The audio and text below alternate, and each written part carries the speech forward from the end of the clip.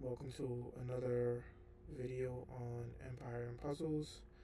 Just want to give my thoughts on the June 2024 balance update. Um, Overall, I think the balance update um, it was good. It helped a lot of heroes. It wasn't enough, but I think it was completely diminished by the nerf that they performed on Pepper Flame. So I think the overall grade that I'm going to give this update um, is a C plus. Um, and that nerf that they performed um, on Pepper Flame really just dropped the grade. Um, as a whole, like there's nothing you can do to kind of bring that grade back because of um, I think I think the general consensus for um, everyone who played the game is that SG had learned from the nerfs that they had previously done in the past on heroes and how the community fared when they went into this habit of nerfing strong heroes and then re-releasing stronger heroes down the line. It just didn't make a lot of sense. So we'll go through all the buffs really quickly, and then I'm gonna give my 2 cents. So I'm not gonna read their commentary. You can read it if you want, but they in a quick summary, I think in the beginning they tried to sell us on the update and why the update was really good about how it affected 31 families, which is a lot of heroes in the game, and that was 30 you know you know tweaks and all this other stuff, and they try to mask it, right? Um, and then they hit it with the on the other hand, um, which is not on the other end of the table. Um, I think this was their way of downplaying. So this was like a poor release at this because you didn't take it in phases to see if there was a need to nerf Pepper Flame. And I don't think there's ever a need, in my opinion, for them to ever nerf a hero. Once you release, you release. Um, Whatever the product is, it's out there, and you either find heroes to combat it or put more specials in the game to combat it, or you don't. And I felt that they already passed that phase because you had heroes that can do status ailment protection. You had the new gargoyles who had soft skin that protected against those abilities. So um, you had already passed the point in the game in which counters for Pepper Flame are already created. So I don't understand the need for the nerf. A strong hero that hits hard and she's kind of a bit squishy didn't warrant a nerf. So um, this summary was just total BS in my opinion.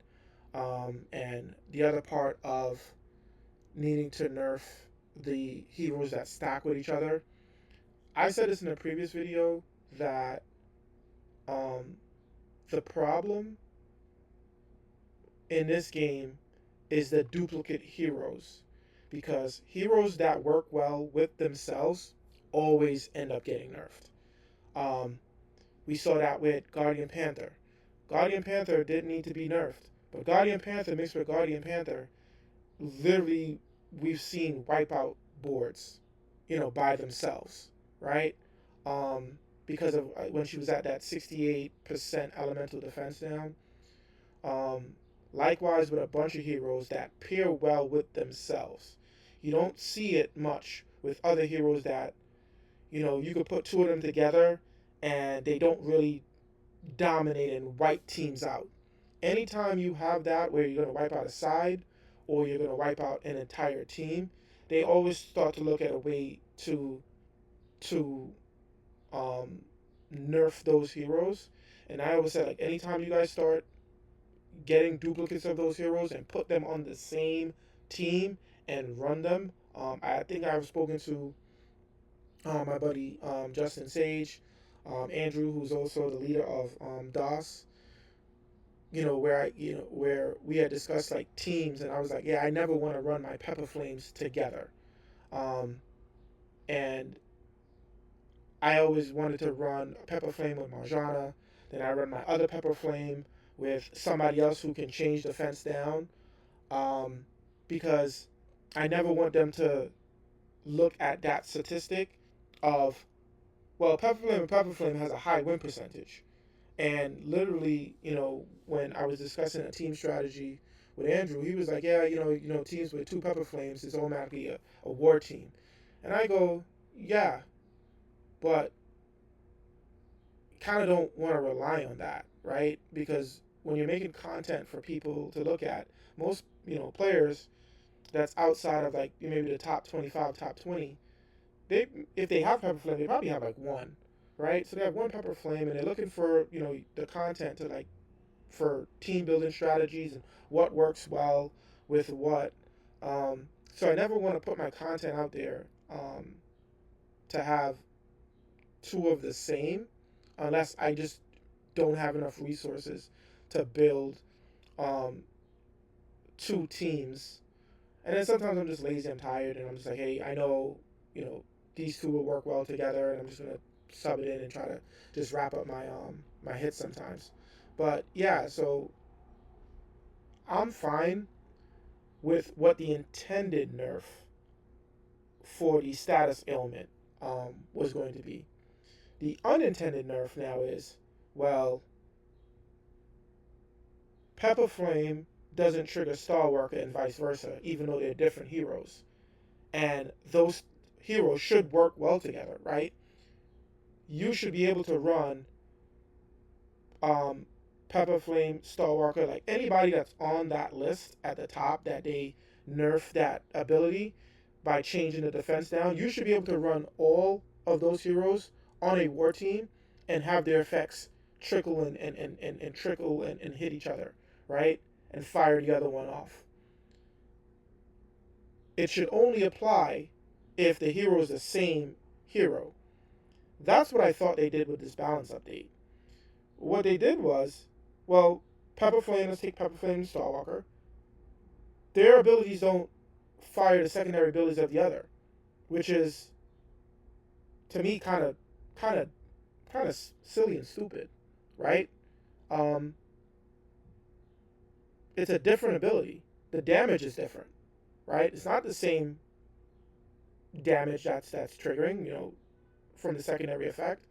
Um, so why is it that they don't work well together? Now I can understand you didn't want two Fist Coils, two Pepper Flames, or two Stalwalkers to trigger each other, etc. But why is it that they don't work well in tandem? Um, you made the hero.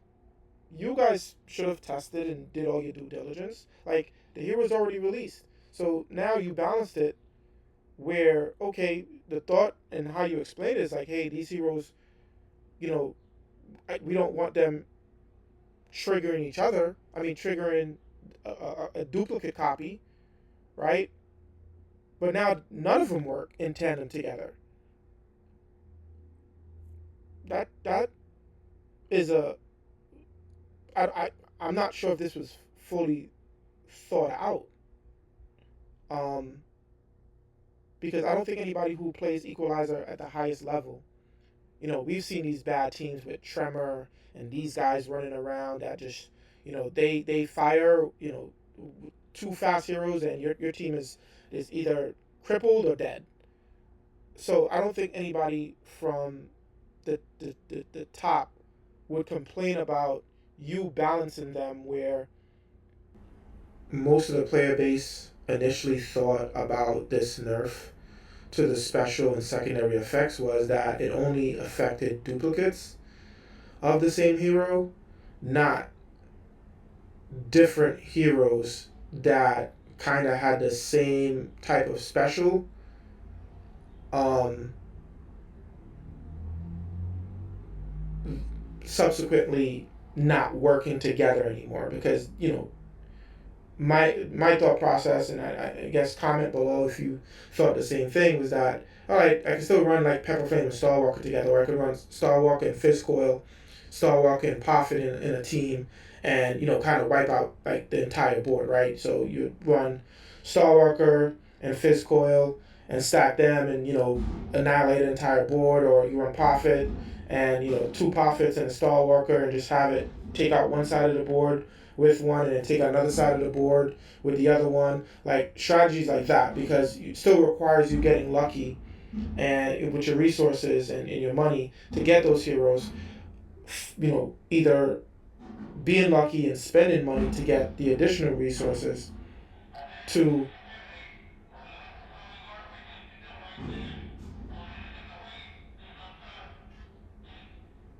I can't find the Christ Crystal record anywhere.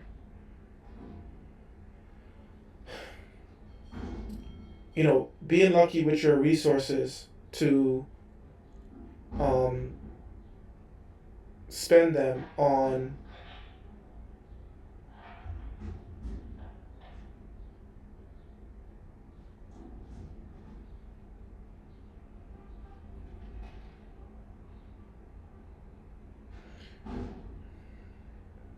being lucky with your resources and spending the money um, to level up a hero, especially a different hero, and then building synergy, and then going in and just changing it, right? And saying, okay, now this doesn't work together, is very poor practice from SG. So, I'm not sure what their end goal is, but I will tell you that most of the community is pretty pissed off and feel very deceived. Here goes the buffs. There's a slight increase in their stats on a lot of the heroes that have costumes. It helps the tier 2 meta at the tier 1s. None of these updates really help any of the older heroes jump back into the meta. So let me just preface it by saying this. If you have an older hero from back in the day, until they hit the threshold right now of roughly 40%, in another couple of months it's going to be 50%, attack bonus, defense bonus, and health. If they're not getting somewhere close to between 40 and 50%, they won't survive, or they don't do enough damage in the meta. It's going to be extremely frustrating to go up against the meta heroes, because the way they've been escalating and skyrocketing the stats on the new heroes, and not giving a slow increase and then stabilizing their market over a period of like 6 months, so that you kind of see what the heroes can do, kind of do some balance changes and things of that nature, and then introducing some new heroes. They kind of made a mess of the environment, and it's all chasing a buck, right? I always feel like you need to kind of wait for the second cycle of the hero to be in the meta, to see if it's good, to then check to see if it's going to be kind of kicked out of the meta by something else, because we've seen that with a lot of heroes. There's only a few of them that, like Hathor, transition from one meta to all over 2 years now. Like there's a bunch of other heroes. The blue alligator, I forgot what his name is off the top of my head. He didn't survive. Whether he gets a costume or not down the line, I don't think he's going to be enough to come back into the meta. Beset, a lot of us were pretty hype on Beset when we saw the start and the dodge and everything else. I don't think he comes back into the meta. He doesn't do enough damage at, I think it was like 245-ish. So, you know, you really got to see what SG is planning down the road. And I know a lot of the beta testers, excuse me, have access to the resources for to see like what's coming down the pipeline, so you know what to kind of spend on and what not to spend on. I suggest that you guys, you know, if you're not in a group, join a line chat, join an alliance, join a Discord, figure out what's coming down the pipeline, so you don't, you know, level waste your resources in some of these heroes that just kind of they just throw in the game, and they, to me, they're useless. Like, you know, they're just another shiny hero object to grab, and when you waste your resources on them, you know, you find out like they just can't compete um, in the meta at the highest level. So um, yeah, pretty much the current list here. Um, if they're not doing something very niche, like the 2017 family, I think pretty much everybody uses Perseus. If you have him with his costume for the elemental defense down, um, you use Athena, and then it's the Green Reviver. I think that's part of that family. Or is he a hero of the month? Oh, I don't remember.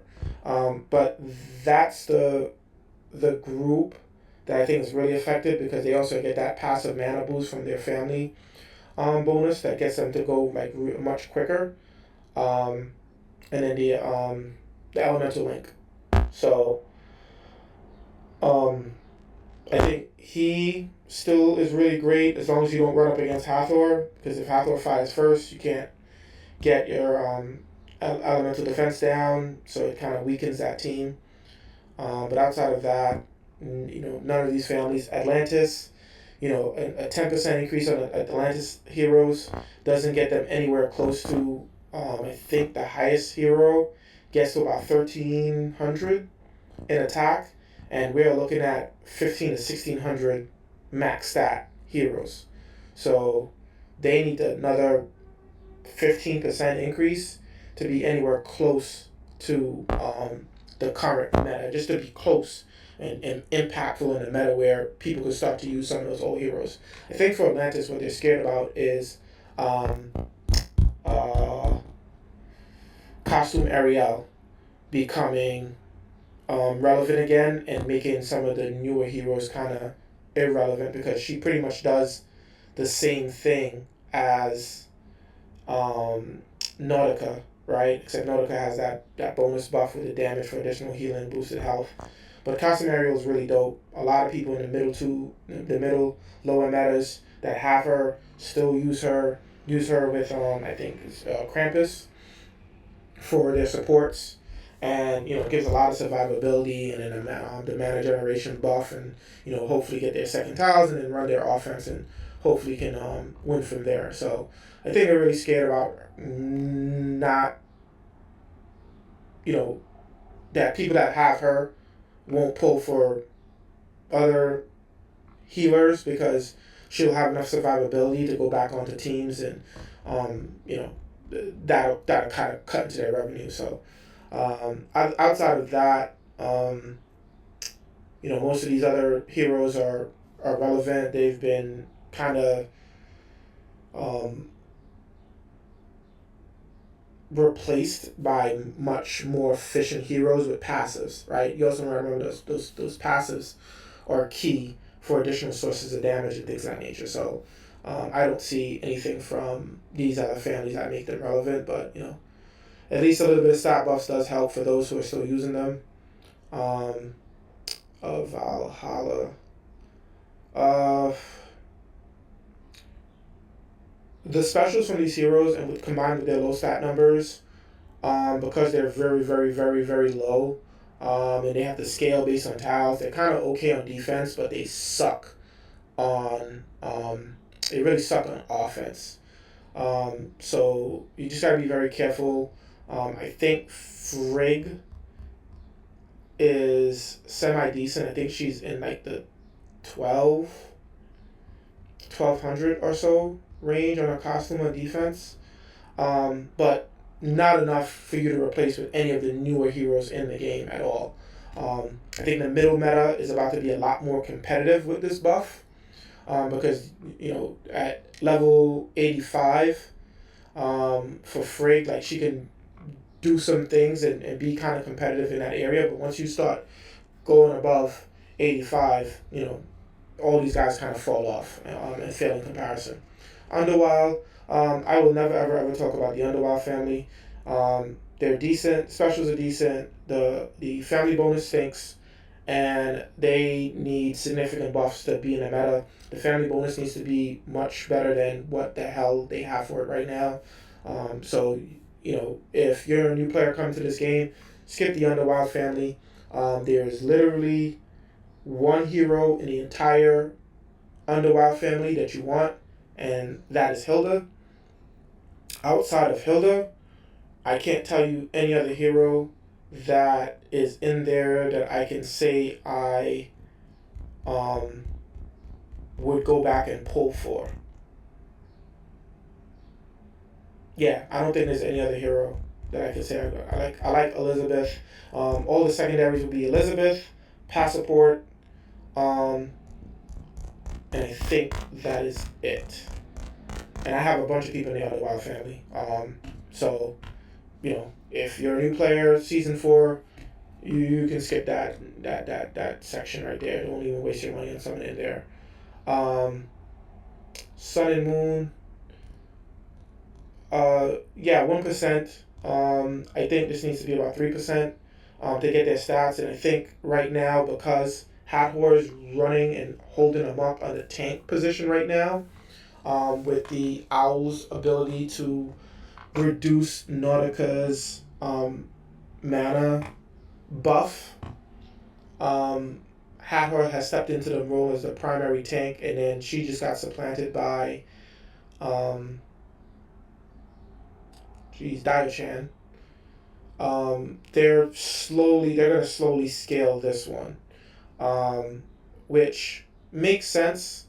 I just wish they buffed the attack portion and slowly scale the defense portion, because I know they're really scared of Hathor chasing away players spending money on more or future premium tanks that they want to release, because it's really hard to beat what Hathor does for defense, and then combined with the right wings and supporting cast, she's I think everybody knows how monstrous Hathor can be. So this one I kind of expected if they were. I didn't actually think they were gonna buff them at all. So this was kind of one. I'll take an extra 1% on those heroes. The Defenders of Atlantis family. I did not think that they were going to buff them. And notice they gave them 3%, right? And they gave the Sun and Moon, which came out before, only 1% increase. Granted, they're still about 3 or so%. By like 6%, yeah, 3% in attack, 4% in attack, and what is it, 8% in defense. Ahead of Atlantis in terms of the costume bonus, and their stats are still not even kind of close together. But the mana generation, they need to make the mana generation make sense. I get it. Changing Tides is, I think, fast or just a little bit better than fast. And then the other secondary special moving forward is always like average. And I'm not sure if this helps it go to 9. I guess the super analytical players will dive in and see if that 1% really makes a difference. But they need to start looking at that and just make sure that that bonus buff allows them to get to 9 tiles to speed things up with them, or give them the whole 5%. Does it make sense for you to create this change in the costume bonus for 1% mana generation, just because you don't like the defense is already tough, the battle's already taking long to combat, and you need different strategies and things of that nature to take down the newer heroes. So speed is a problem. But if Hathor could get 5% at fast, I don't think any of these other heroes at 5% is gonna, extra mana generation is gonna make a difference. You just have to be, lucky or very strategic on how you tackle the defenses moving forward. Sand Empire and Springvale, skip. All right, all those heroes stink. No synergy. Stats. The debuff is that they keep giving to these heroes doesn't even warrant the dealing with that. Isn't worth what those heroes have in their arsenal. So again, another event that I can tell you at this point, just skip. They need 40-50% buff to even start to entertain them. Like all of my Sand Empires, I haven't touched. And like Rock is decent because he does a dispel and some sand damage. I think Rana is good. For the green one, I forgot what his name is, but he does in Very Fast Wars. His kit is great. I just wish he had some stats, but his kit is really, really good what he does for that team. But without the stats, they're just they're squishy and they'll just get wiped out fairly easy. Marlova costumes, unless they're releasing new costumes that I'm aware of, notice they gave them a 15% bump. I'd have to look back at my Francine. I think I stripped her from emblems, and I think she's only at 85. I have to look at Francine. I have to look at Vanya to see if she has a little bit more survivability for Equalizer War, Very Fast War, just to get that buff, that ailment buff on.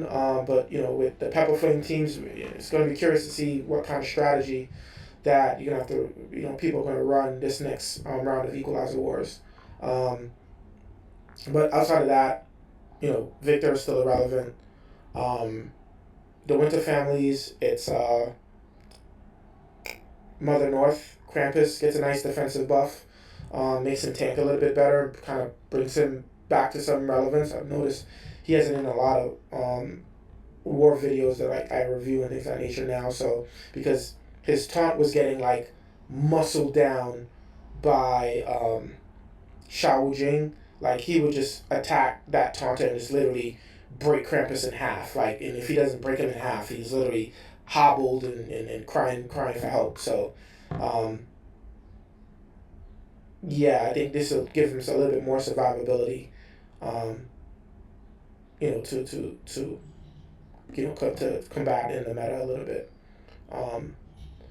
The Pirate and all those families, these are all in Hero League. And, I'm going to share a bit with you. I went in and I double limit break Finley. I limit broken Red. What's her name? Sheesh. Queen of Hearts. Because, I wanted to put that family out there. I wanted to see how well they perform with the stat buffs. And if you remember right, I think it was a 40% stat buff that they had. Then they had their costume. And I'm like, okay, costume bonus, 40% stat bonus. And when I tell you, I looked at my weekly win-loss rate for my defense. And I think I know I was definitely in E rank. I think my defense stopped one person.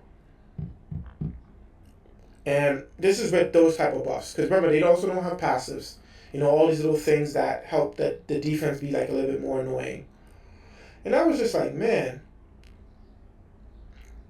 all of this, and they were still dying very easily. The defenses that I faced that had either Finley, Hatter, and some of these other defenses, some I lost, some I won, and I was just like, man, hopefully they realize, okay, even with a stat buff, they still can't really compete in the meta, but at least can help and survive a little bit more by giving them a significant buff. And if you notice, they gave them the 40% health, right, up from like the 35%, and they're slowly creeping up that defense. But you had 40, 40, 40. They weren't. They people were still choosing to use newer heroes than the heroes that were getting a 40% buff on top of what they already have. That says a lot.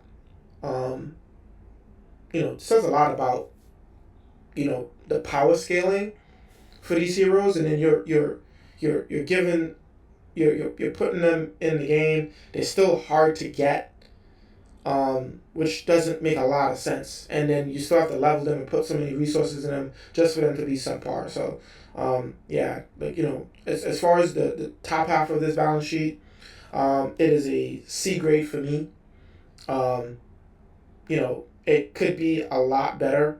The older heroes need a bigger buff. We need another balance change. We need an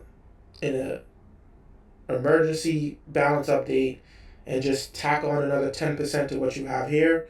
Except for the Defender of Atlantis family, I think you could probably get away with a increasing 2% mana generation, and then probably at 15% right now, and then put them right in line with the heroes that are, I think, now in the game. And then you can kind of see where you are from there.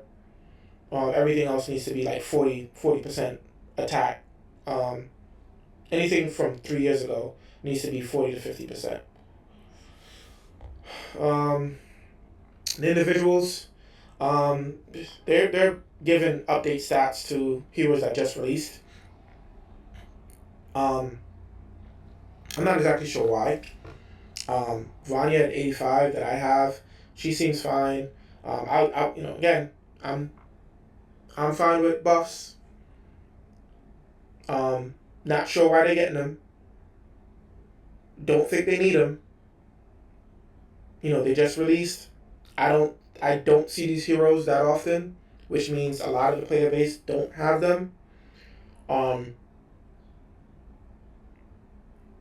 they're not being used in the meta, or in the meta that I'm playing at that frequently.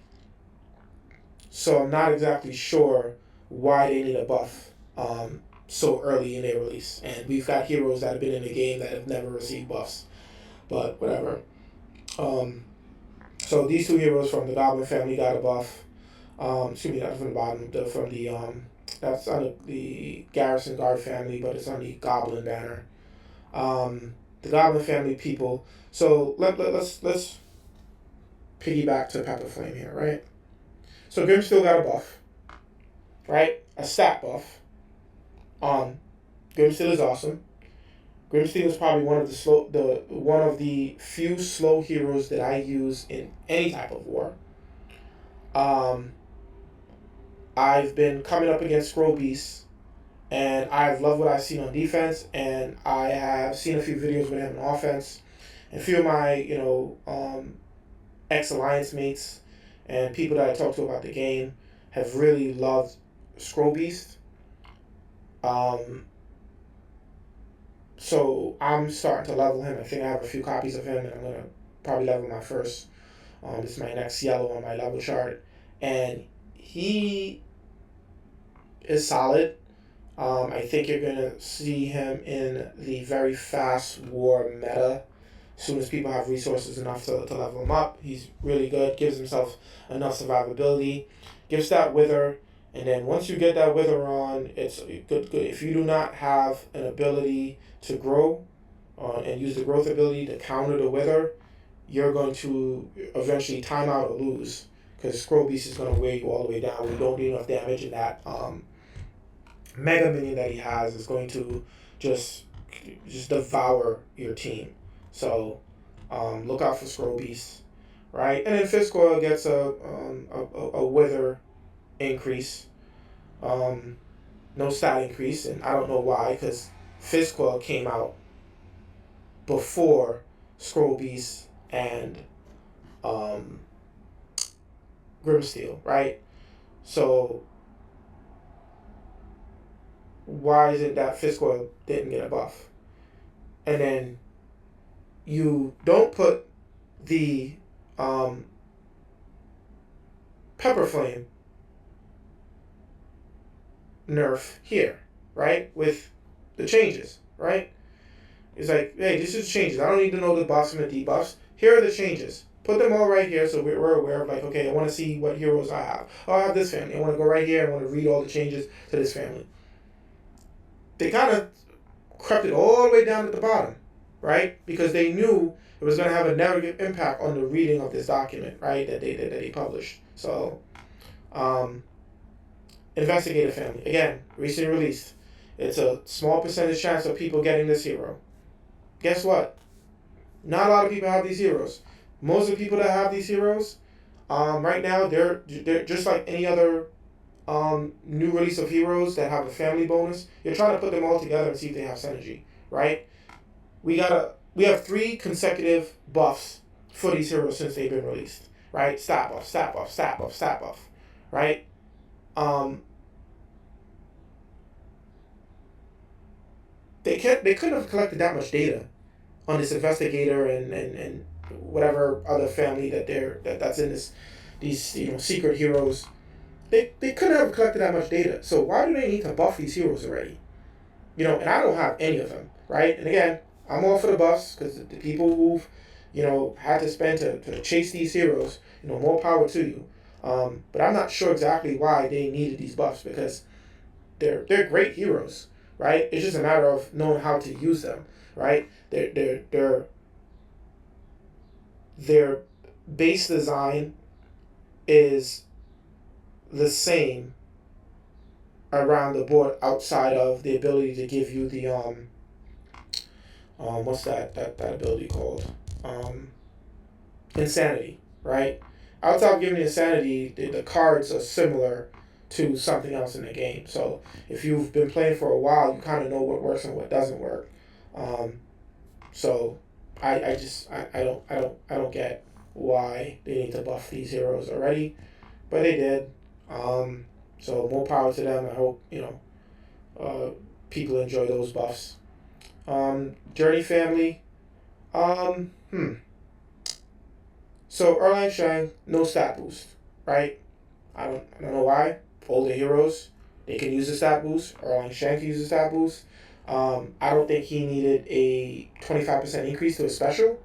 Um, I think his time in the sun, you know, came. He was the first one to kind of start that current trend in the equalizer. Um, but 25% increase to his damage. Not sure if it's enough to do anything really great. But we're gonna welcome it for W3K events and for equalizer, right? But statistically, it does nothing for him. His damage, is relatively gonna be what it is. This is the bear. I think he's dark. I pulled him on a single coin pull. Never touched him. Because I thought his hit 3 was very underwhelming. Um, Especially because he's a defense hero. And it doesn't add up to wins.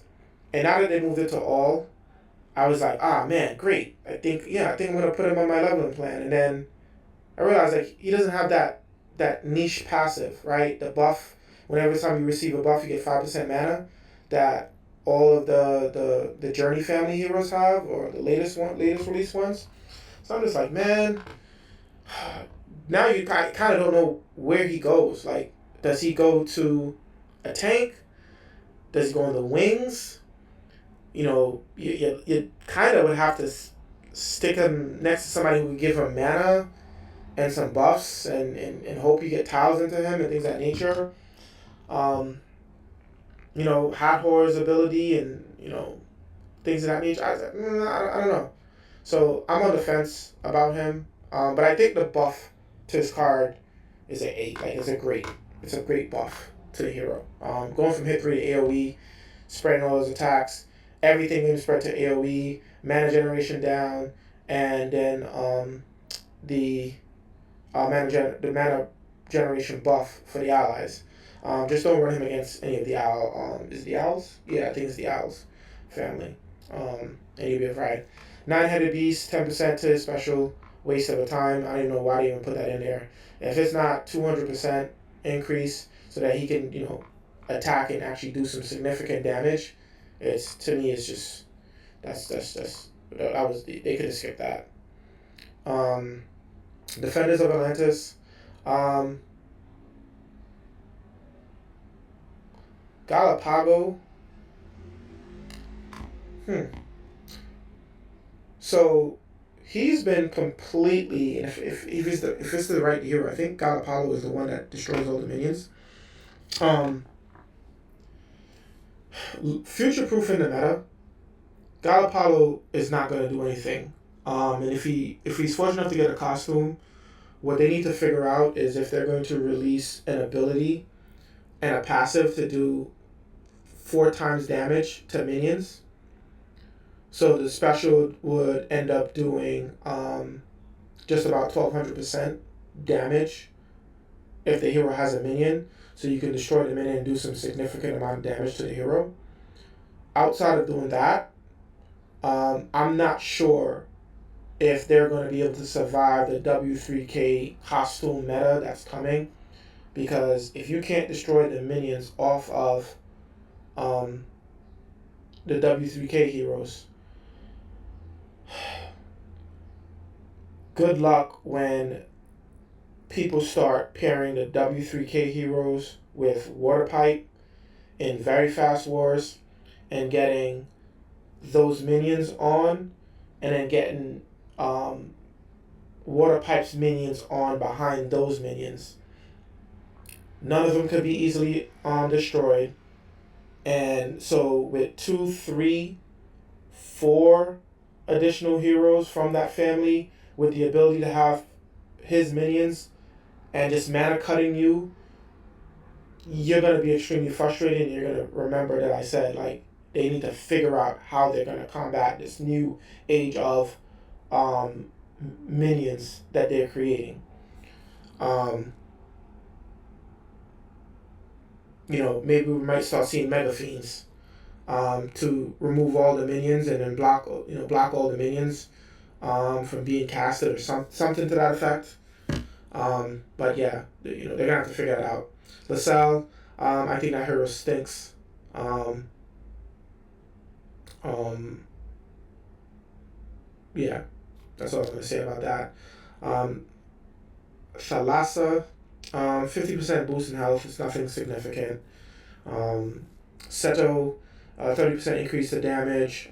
Still squishy on from a defensive standpoint and from getting hit, but we'll take the additional damage. Gellert, I don't own one. I kind of don't even know what he does. I think this is the one that kind of steals mana or something like that, if I remember right. Comment below if you have him, and if the 30% buff is enough damage to warrant you pulling him back out and using him. Ultrox, I'm not a fan. He's like Frigg and Odin, where they do damage based on the amount of tiles on the board. I don't like that. They're only good defensively, and it's really hard to time them up offensively to really use them. So the counterattack damage is really nice though. I think I've seen a few of Ultrox on defenses when it was released. They did okay, but once you know how to like strategize for them, it was kind of relevant. But the reposit on it was really really good. Kind of surprise if you're not paying attention to it. So Persia, Damaventus, a little frost damage increase or status ailment increase. Burn, things of that nature. Like they could have did a little bit better in terms of giving these heroes something else, maybe an additional percentage damage, stuff like that on their special if they're going to really buff them. The Bar family, so they kind of match the first batch of heroes with the mana, reduce the mana increase from 50% to 80%. So they kind of just match them with the owls. So you can use them in substitute for the owls. If you don't have the owls, you haven't been lucky with the owls. I know a few of my classmates were complaining about that they have no owls when they only got one owl since the release of that family. So here you go. If you got some of these, then you can utilize these heroes. And then the anti-revive for the two red heroes, and then the green heroes have the ailment reduction. Um, might be good. I'm still kind of on the fence on this one. I'm gonna have to do some testing, but 80% chance to reduce defensive ailment is really really good. I just know I'm not a fan of Winifred. Like Winifred's stats are still very low, and she can easily get one shotted. Um, and then Salimini attack ailment.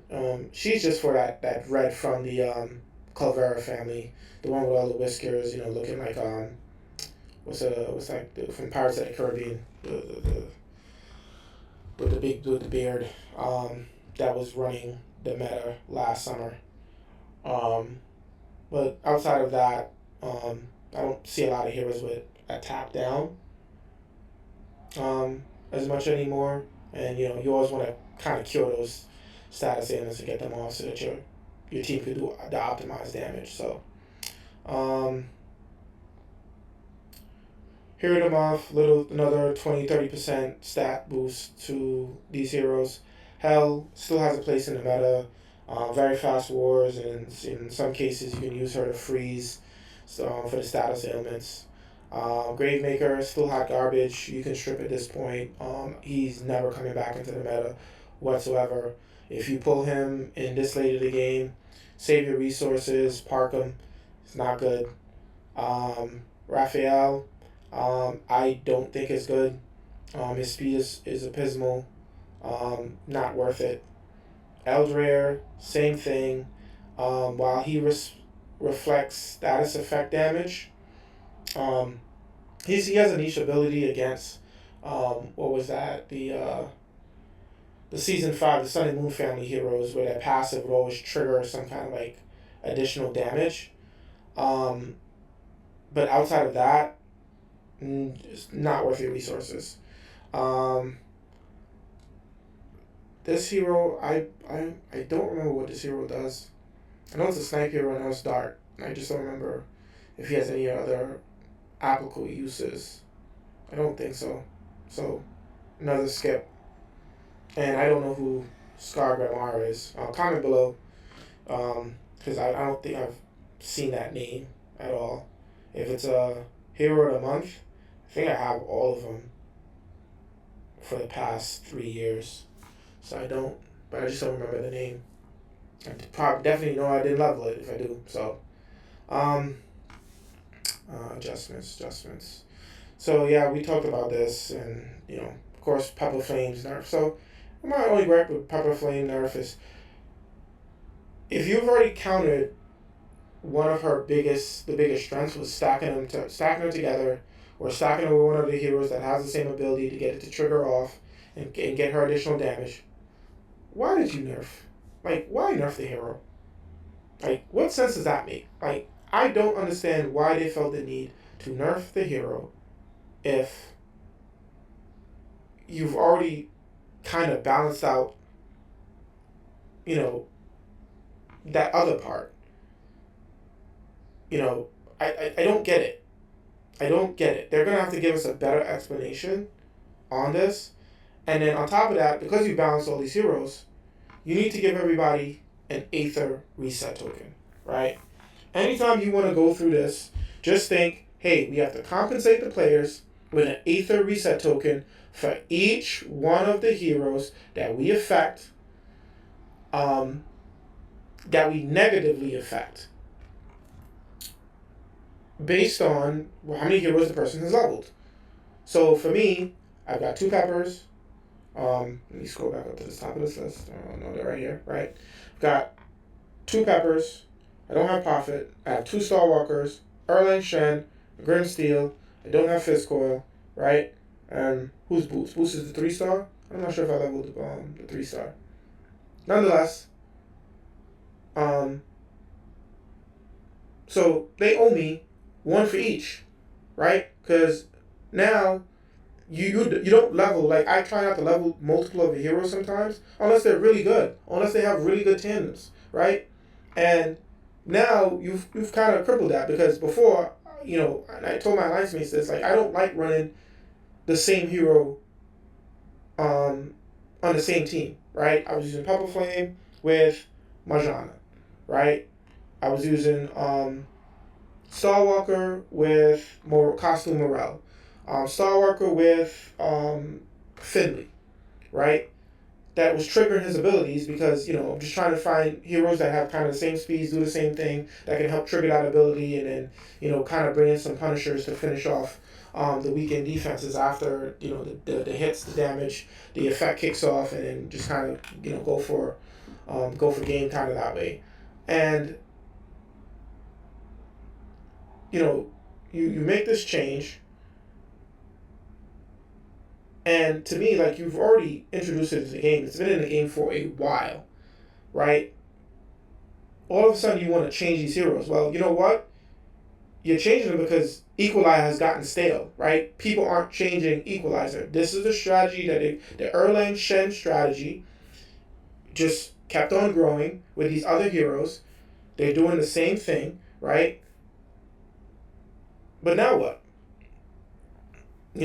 Now they don't work well together.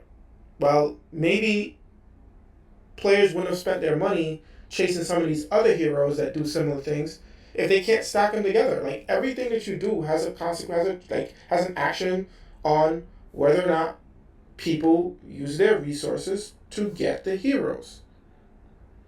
If you're going to change it, you need to also, and you're going to change it after it's been released, you need to give the players the ability to get all their resources back. This includes golden coins, materials, emblems, ethers. Like, that's our hard-earned resources that we are using to, level these heroes when we get them. Like, I feel really bad for the people who, like, they get really, really lucky on a Pepper Flame, right? And they get multiples, and they're like, you know what? This is not a bad hero to have multiples of. Same thing for Starwalker. People chase these heroes when you release them. Prophet was the birthday. Starwalker was the Black Friday. Pepper Flame was just, a byproduct of just knowing that Starwalker was good, or like Shen was good, right? So they knew, like, you can't miss with Pepper Flame because Pepper Flame did the exact same thing. People went and spent resources on this. For you to go and change it now, you need to give people the ability to go back and say, hey, do you want to get all your stuff back? So that you can go and level something else. There are people with, just trying to figure out, okay, like, all right, how am I going to use this hero now, right? Because now this team doesn't work. All right, now I got to go put resources into somebody else to get them to pair. I got to go find a bunch of rings to do a second Marjana to trigger off Pepper Flame, right? I got to go get lucky and get another Costume Morel and get resources and level him up to pair him with Starwalker. That's unfair to your player base and your community for you to make those nerfs and not give them the ability now to go back and say, okay, like, this doesn't work. At least I can, I have the option now to reset. They've given me the option. I can't complain. I get all my resources back, right? So if it doesn't work for me, or if not, I can save it. I can use it on something else if I so choose to. But that's at the player's discretion. You need to give them the resources to undo that. It's practically criminal when they do this. Like, it's extremely frustrating, and then people start to quit because people feel like really, really, really taken advantage of when they do things like this. And I don't think it's fair for Zynga and Small Giants, right? To do nerfs, right? Definitely not post nerfs. Once a hero's released. You find a way. Like, Nautica was running rampant. They added in that, they updated that, they changed the passives on the owls to kind of mitigate him. Great. They found a way to do a kind of a small, change that helps the meta. I don't understand why they couldn't find a solution for this, um, without and subsequently keep all the heroes at least working in tandem together. Like, hey, you can't do Pepper Flame and Pepper Flame, or Prophet and Prophet, Stalwalker and Stalwalker. However, you can still do um, Pepper Flame and Prophet and Stalwalker, put them all three in a team, and if all three fire at the same turn, it's going to wipe out the board. Like, it just is what it is. I don't think anybody would complain about that, because that person, you literally have to get lucky on all the banners, or spend a lot of money, and get all those heroes, level them all up, put them on your team, and then you have the right to trigger that. And for a person that spends the resources to get that defense put out there in that particular type of war, or any type of war that they want to put that defense out there for, they shouldn't have to suffer for it. And then, of course, if you want to do a Pepper, Prophet, Stalwalker, Prophet, Pepper Flame, and they chain in that order, where they constantly keep changing, and then the other one is subsequently firing the other one because it's a different special, technically, right? Now, Pepper Flame and Pepper Flame next to each other, and they fire both at the same time, shouldn't do anything. But if it's going across and changing from a different hero to a different hero to a different hero, yeah, it should still work. So I'm hoping that SG listens to the community, the discussion boards, the videos, the YouTubers, the people who are putting in tickets, for customer support, and they go and at least get that part fixed back for this, and see if they can get that to work, and put Pepper Flame back, give us an apology stuff, give us some Raid Flask, some World Energies, you know, because you gave us a scare, give everybody 10 free tokens to summon on the banner for the Goblin. What else? Comment down below what else we should put in our wish list of items, right? Because I think this compensation package was, in their eyes, a lot of resources, right? This compensation package was what they sent out, and I think it's based on how many of the heroes you have, what kind of compensation package you got, right? So these typically come in $50 and $100 offers. I haven't accepted mine yet. I'm not sure, because I feel like this compensation doesn't warrant the amount of resources that you put into a hero. Like 101.5 food doesn't level a hero to max. 3 master trainers, 4-star master trainer emblems doesn't get a hero to 85, or from 85 to 90, or even level up a hero from 1 to 80. So yeah, I'm while I think it's a good start, getting people the ability to reset the heroes is key, and getting tokens back and things of that nature that they can use more. Now with the change in the addition of master emblems and things of that nature, SG can do a better job in the compensation. This is all digital currency. It means nothing to them to give it to the player base, and to have them be more happy and more willing to engage and play your game. But when you're trying to bleed, you make these changes and think you're helping the community. Like, this is not helping the community whatsoever. It's not helping the player base. Nobody can say that Pepper Flame getting a debuff is actually good for the game. We've learned this from the past with Teleria. We've learned this in the past before Teleria, that nerfs are not good for SG's bottom line. And I would think that you want to keep your players happy.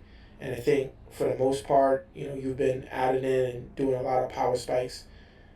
They need to get back to